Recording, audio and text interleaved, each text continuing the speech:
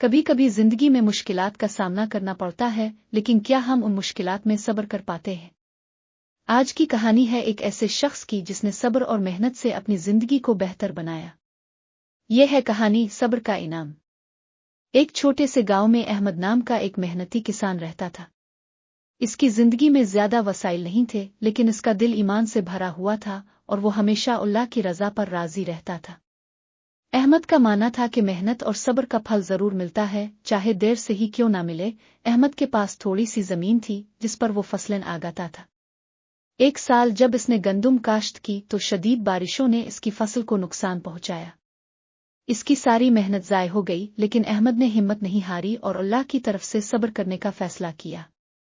اس کی بیوی فاطمہ بھی ہمیشہ اسے حوصلہ دیتی تھی۔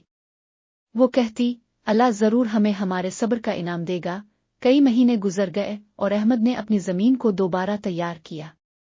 اس بار وہ گندم کے بجائے پھلوں کے درخت لگانے کا فیصلہ کرتا ہے، لیکن درخت لگانے اور ان کے پھل دینے میں کافی وقت لگتا ہے۔ گاؤں کے لوگ احمد کا مذاق اڑاتے، کہتے کہ اس کے درخت کبھی پھل نہیں دیں گے۔ وقت گزرتا گیا، لیکن احمد نے اپنی محنت جاری رکھی۔ وہ روزانہ صبح سویرے اٹھتا اور اپنے درختوں کی دیکھ بھال کرتا۔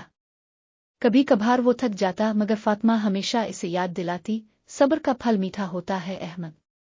آخرکار ایک دن کئی سالوں کی محنت اور انتظار کے بعد درختوں پر پھل لگنا شروع ہو گئے۔ احمد کی خوشی کا کوئی ٹھکانہ نہ تھا۔ وہ پھل اتنے زیادہ اور خوش ذائقہ تھے کہ جلد ہی گاؤں کے بازار میں ان کی مانگ بڑھ گئی۔ احمد کی محنت اور صبر کا نتیجہ سب کے سامنے تھا۔ گاؤں کے وہ لوگ جو پہلے احمد کا مذاق اڑاتے تھے، اب اس کی تعریف کرنے لگے۔ احمد کی مالی حالت بھی بہتر ہو گئی اور اس کا دل اللہ کی نعمتوں کا شکر ادا کرتا رہا۔ اس کہانی سے ہمیں یہ سبق ملتا ہے کہ صبر اور محنت کبھی ضائع نہیں جاتی۔ اللہ تعالی ہمیشہ اپنے بندوں کو ان کی نیت اور محنت کا بہترین انعام دیتا ہے۔